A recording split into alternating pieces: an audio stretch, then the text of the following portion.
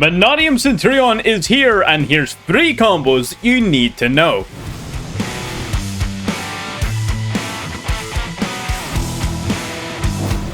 The list you're looking at in front of you may seem at first glance like a janky mess, but trust me, every card in this list has its purpose. Now, I'm not suggesting you should go out and play Mannadium exactly like this, but this build does culminate in 3 main combos that I want to show off that basically involve both your Mannadium cards as well as implementing your Centurion cards into your actual engine combos. Too many decks, whenever they're playing Centurion in addition, they're usually just playing it for the 1-card starters, which is neat, but I prefer decks like Mannadium and Resonators that actually play these Centurion cards as part of the primary combo. Now, 2 of these combos you're going to play in every Mannadium Centurion list, and they're all 1-card combos. We've got a 1-card Mannadium Realmheart combo, we've got a 1-card Peaceful Planet Calarium combo, and an optional 1-card combo you can play is Visas Samsara. This card as a 1-card normal summon can also represent a board nearly as powerful as Realmheart or Calarium. Worst case scenario, it's also a fantastic extender. So I'm going to cover off 3 1-card combos in this video. There are a plethora of other combos and 2-card combos and things that you can also play in this deck.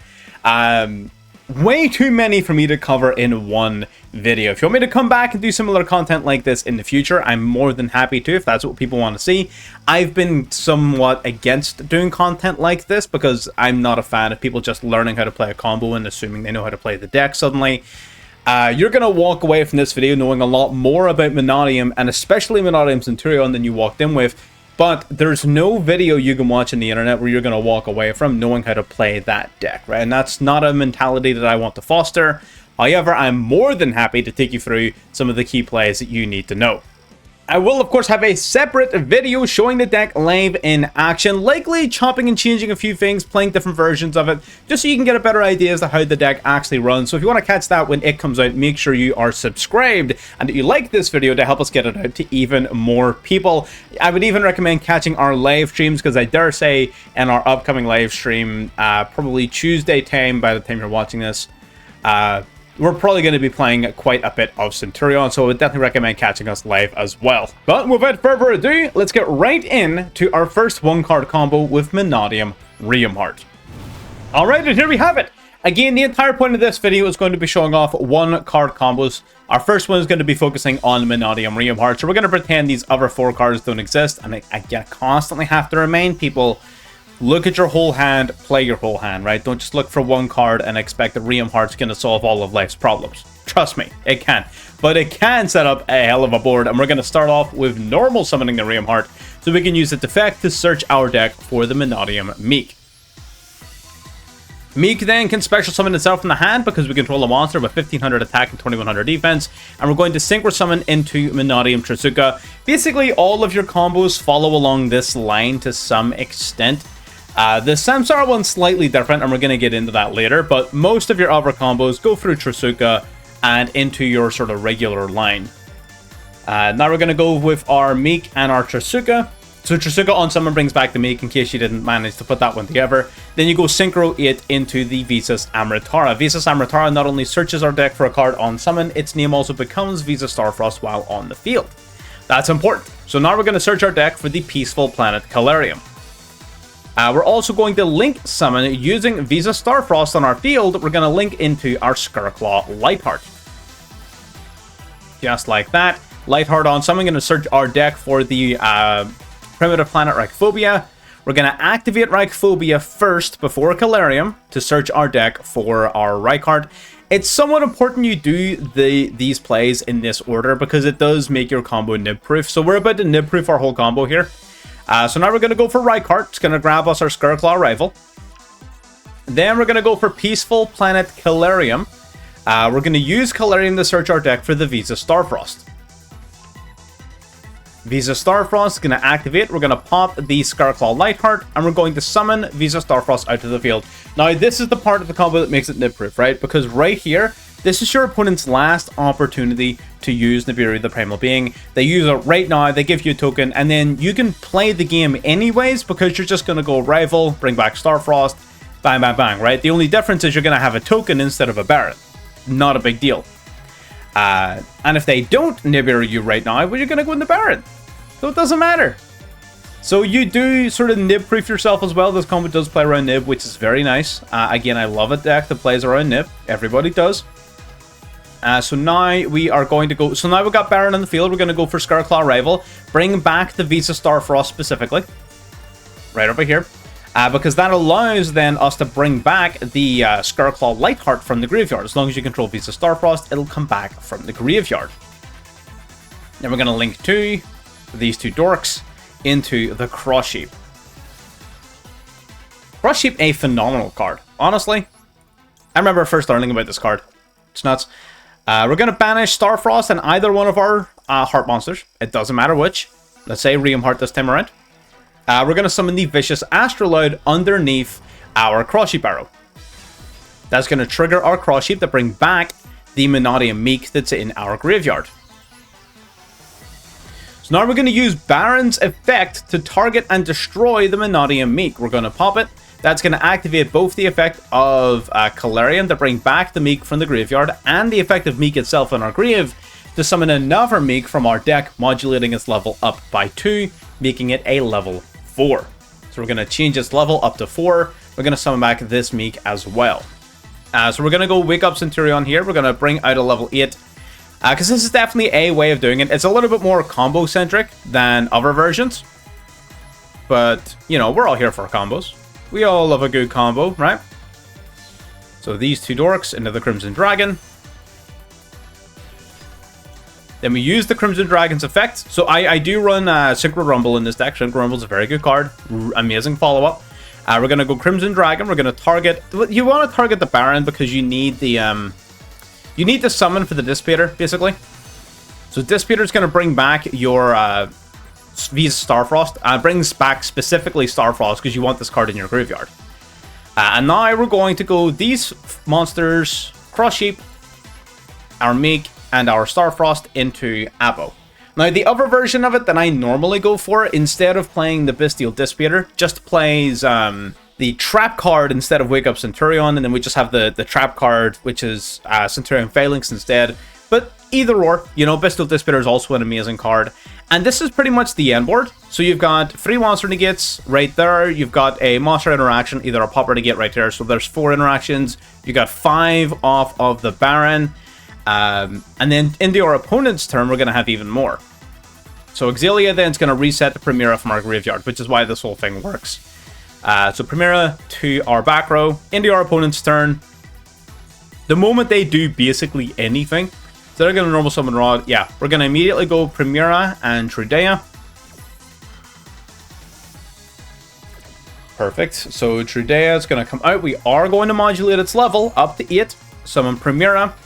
Primera then will search. Field spell will activate the Synchro Summon. And then this brings out our 6th negate. And bear in mind, the 2 of these interruptions are Omni negates. That is big. In fact, what we're going to do is we're going to go Crimson Dragon here. Let me finish the play before I tell you about it. We also get to grab follow-up, which is nice. I usually grab Gargoyle, just because it can be handy going into turn 3. But it really doesn't matter what you grab in this situation. Then we're going to go Crimson Dragon. We're going to target Exillia. Target our level 12, and we're going to summon the Cosmic Blazar Dragon. And just like that, we now have 2 Omni Negates, a monster interaction, either a popper negate, and 3 monster negates right there. So that's 6 total interactions off of 1 singular card. Not to mention that during this combo, we search our deck for Synchro Rumble and for Centurion Gargoyle, giving us an amazing amount of follow-up as well. So this combo really is something else. I definitely think that this is like the best situation for this deck. If you want to discount extenders, right? Of course, our hand looks all kinds of fucked up, but you're going to see why that's later. But I think 6 interruptions off of a single card is pretty fucking solid. So that does for combo number 1. Let's get into combo number 2. Alright, next up is our one card Calarium combo. So the Calarium combo is fairly similar. There's just two notable differences. And we're going to discuss those as we play. I'm not going to bore you too much at the start. We're just going to activate that shit right off the bat. We're going to search our deck for none other than the Mannadium Rheum Heart. So we're going to normal summon the Rheum Heart. We're going to activate its effect. We're going to search our deck for the Mannadium Meek, just like before. A lot of this combo is going to look similar, but there's going to be a couple of little changes that you definitely need to know. So we're going to go Trisuka, just like before. Our 2 and a 4 Synchro Summon into our 6. Trisuka, Royal Trisuka, by the way, gorgeous card. If you have the ESR material to chase a Royal, and you really like Mannadium, pick this card up. It's nice. It's very nice.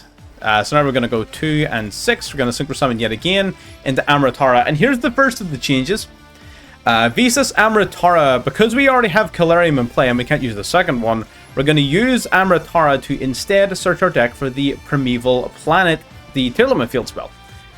So we're going to use that now to search our deck for a copy of Visas Starfrost. This is how we get access to Starfrost instead. And now we're going to go Lightheart. Now, again, some of you who maybe have played Mannadium before and are of keen eye are thinking to yourself, oh no, you can't use the second effect of Calarium later in the turn. And you're 100% correct, which is why this combo is slightly worse in most situations. But we're going to show you how to recover from that. So we're going to go Lightheart then. Lightheart will grab us the Primitive Planet Reichphobia. We're going to activate Reichphobia. It's going to search our deck. Normally it would search for Rykart, but we already have it. So we're just going to, pretend that we search for Rykart here. Then we're going to special summon the Rykart, which is going to activate its effect to search our deck for, of course, the Scarclaw Arrival. And just like before, this is where we're going to nib-proof our combo. So we're going to get rid of the Lightheart, summon out the Visas Starfrost, and we're going to go into Baron. So now we're going to go Arrival. Arrival, bring back Starfrost. Poi picked. And then we're going to go Lightheart then next. Bring himself back from grave. Hell yeah. Now we're going to go these two into Cross Sheep just like before. Again, all of this very, very similar to what we've already seen. Not a kick in the arse different. So now we're going to go for our Astrolite just like before. It doesn't really matter what we banish as long as we summon it underneath Cross Sheep's Arrow. That's going to trigger the Cross Sheep. We're going to bring back the Mannadium Meek from earlier in the turn. We are going to use Baron's effect here to pop the Meek. That will summon a Meek from deck that is a level 4.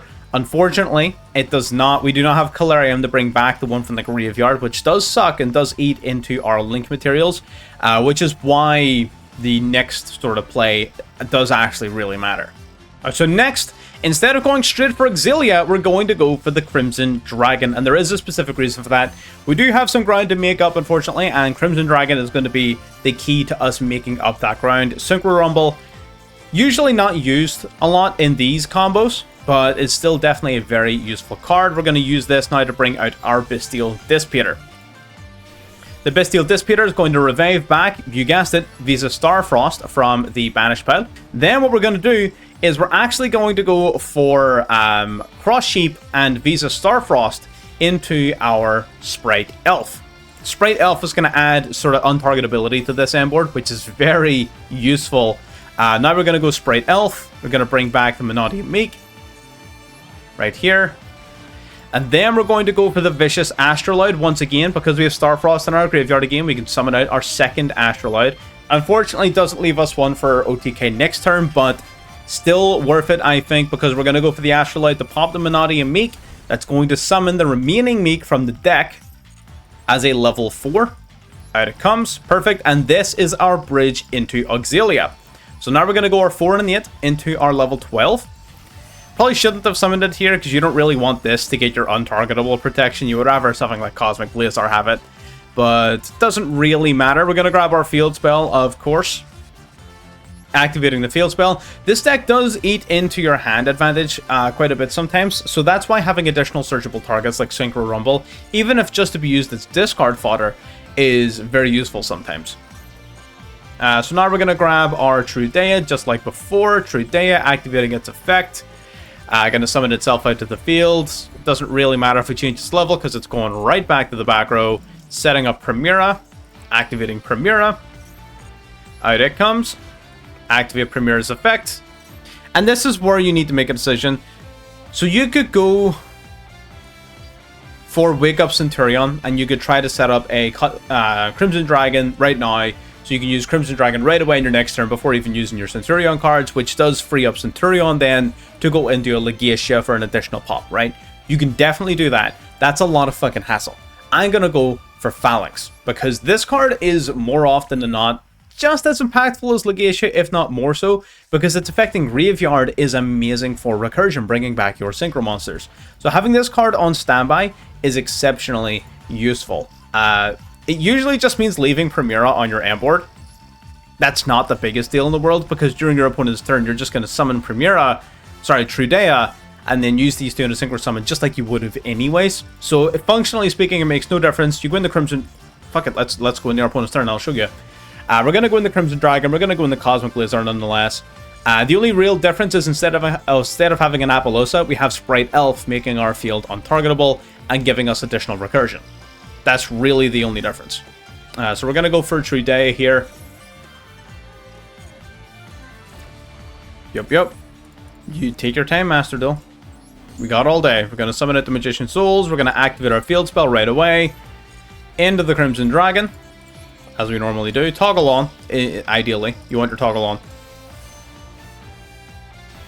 So we go Crimson Dragon's effect right away. Target our 12. Out comes the Blizzard. And this is partially why... so there's a few reasons as to why I like Trap more than I like the Legacia play. Number one, I can't do the Legacia play until after I've used Cosmic Blizzard. That is one thing. It's not a huge deal because you'll normally want to use Cosmic Blizzard relatively early. It is your freest to negate, if you will. But it's also your most powerful, so blowing it early isn't always a great idea. So we can't do it until after Cosmic Blizzard because we don't have the zones. We just need zones, right? That and the trap card's follow-up, where you can banish it from your graveyard to target a Synchro Monster in your grave and bring it back, is also phenomenal, especially with Synchro Rumble already being here. It means you can do quite a lot in terms of follow-up for the next turn. You, of course, have Sprite Elf to bring back Meek from the graveyard as well on a consistent basis. So realistically, this play, it sets up less interruptions. It sets up only 4 direct interruptions. I say only, as if one card in the 4 interruptions isn't a lot. But this line of play directly focuses more on follow-up rather than outright a billion negates, because follow-up is hella important, right? Don't let anyone tell you otherwise. So that is it for combo number 2. That's Calarium. The last one, this combo is going to be a little spicier than these two, for sure. And with this third combo, a lot of these odd card choices are going to make sense. Now, do you have to play all of these combos at full strength in a Menodian deck? Probably not. But this combo is going to focus on turning Visa Samsara into a bona fide 1-card combo. At the minute, in most Menodian lists, he's a pretty decent extender played at 1 or 2. This list, with just a couple of changes, turns him into a full-fledged 1-card combo that puts up a board comparable to the Calarium board. Very, very similar. So let's start off with normal summoning the Man of the Hour.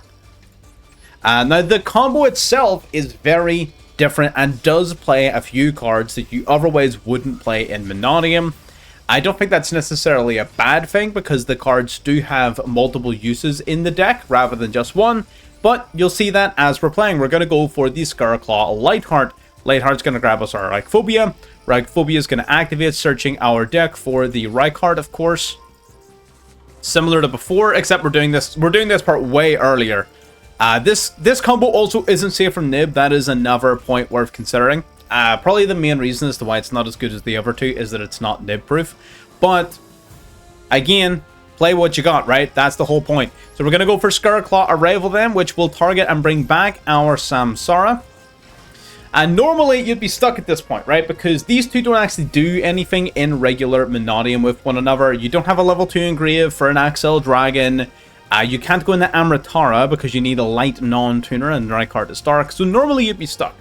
Except we're playing Pre-Mathmech Alimbertion, which is the key to solving the Samsara puzzle. We're going to go into the Alimbertion. Alimbertion then, of course, will subsequently detach 2 materials from itself to search our deck for a Mathmech card to get rid of them. Let's grab that Circular, you already know. Now we're going to activate the Circular. We're going to send the Sigma to the graveyard. We're going to summon itself out to the field. We're going to go for Alimbertion now. We're going to tribute itself to summon back the Sigma. This would normally trigger your Circular to search your deck for Equation. Equation is fairly important to the combo. Normally you would search it here. We don't have to because we already have it in hand, but I'm just saying, bear that in mind. Now we can go into Amritara. We have a light tuner and a light non-tuner, level 4, level 4. That gives us our Amritara. We're using the pre-Mathmech Alimbertion exclusively to extend our Mannadium plays. I think that's cool. So now we're going to Synchro Summon here into the Amritara like we normally would. And just like before, we're going to use the Amritara to search our deck for the Calarium. Now we're going to use the Calarium again slightly differently to what we normally do. We're going to go Peaceful Planet Calarium. We're going to search our deck for the Mannadium Meek. Meek then is going to special summon out to the field. We're going to activate the Visas Amritara. We're going to pop the Mannadium Meek to trigger off both Calarium and Mannadium Meek. So that's fine. We're going to bring back both of these. Uno. We will change our level, and we'll summon you right here. Now we're going to use 2 to go into our Cross Sheep. We're going to go for Lightheart and Meek to go in the Cross Sheep. We could bring back Lightheart here, but we don't really have a lot of reason to. There's a reason to do it later in your combo, so you can potentially use your Cross Sheep to go into an Apollousa, but we end up using Cross Sheep for something slightly differently, and I'm going to show you that. Just bear in mind, you could definitely summon this card back here in order to make some plays, but we're not going to worry about that just right this second. Now what we're going to do is we're going to summon the Astrolite, of course. We're going to banish 1 and 2. Luckily, Samsara retains the name Visa Starfrost while in graveyard, unlike its synchro-based brethren. So now we're going to go Cross Sheep's effect. We're going to summon back the Mathmech Circular. Why? It is a level 4 non-tuner that works with our level 8 tuner, which would be our Visas Amritara. So now we can Synchro Summon using the Amritara and the Mathmech Circular to go into our Crimson Dragon. Crimson Dragon going to grab a Synchro Rumble right here. Now we're going to Synchro Summon using these 2 into our Auxilia. So 4 and an 8 goes into Auxilia. Hell yeah. So Auxilia then, going to activate, going to grab us our field spell. Activating that thing. Perfect. Holding off on using the Crimson Dragon for this combo. You can use it now for the Cosmic Blizzard if you want, but the end board you get overall is weaker than if you hold on to it. So we're going to hold on to it for now. We're going to grab, just like before, our Trudea. Realistically, if they had a card they were going to use, they would have used it by now. Crimson Dragon is not protecting you from anything. It doesn't matter if we change its level because it's going right back to the back row, bringing Primera with it. Activating Primera's effect, we're going to summon it out to the field. Activating its effect, search our deck for Wake Up Centurion. Now this is where things go a little bit different. We're going to go for the Wake Up Centurion. Summoning out a level 8 token. And now we're actually going to use the, instead of Synchro Summoning, we're going to use Primera and Cross Sheep to go into Sprite Elf. So Sprite Elf going to come out here. Sprite Elf then is going to bring back the Mannadium Meek in your graveyard. That's fine. So now you can use your 2 and your 8 to go into the Baron de Fleur. So Baron, untargetable Baron thanks to the Sprite Elf. And now we're going to use our Crimson Dragon. We're going to target the Baron. We're going to shuffle it back for our Bestial Dissipator. We can go Bestial Dissipator here. Essentially, we're going to grab back any one of these cards. The Visa Samsara is usually the better option. Then we're going to go for Synchro Rumble. Synchro Rumble can bring back any tuner monster from your graveyard. We're going to go for Visas Amritara. Now we're going to go into another Crimson Dragon. And we're going to keep this one prepped, basically, and ready to go into Cosmic Blazar during our opponent's turn. What does that actually mean? Well, that means that Let me show you what it means, actually. What am I talking about? I can literally just show you. So Auxilia is going to set, just like before, the Primera from the graveyard to the field. So full setup, right? That's ready to go. We're going to go Crimson Dragon pretty much right away, targeting our Auxilia. Summoning out the Cosmic Blazar. Alright, perfect. Now, what we do in this circumstance is these guys become backup, right? So our opponent's going to play some sort of card, right? We're going to Blazar negate, right? We're going to go Blazar, we're going to negate that Magician Souls. I really don't like the look of it. Going to negate that shit. So then our opponent's going to do some sort of fuck shit. Yeah, they're not even going to play enough for monster, but whatever. We're going to go Primera and Trudea.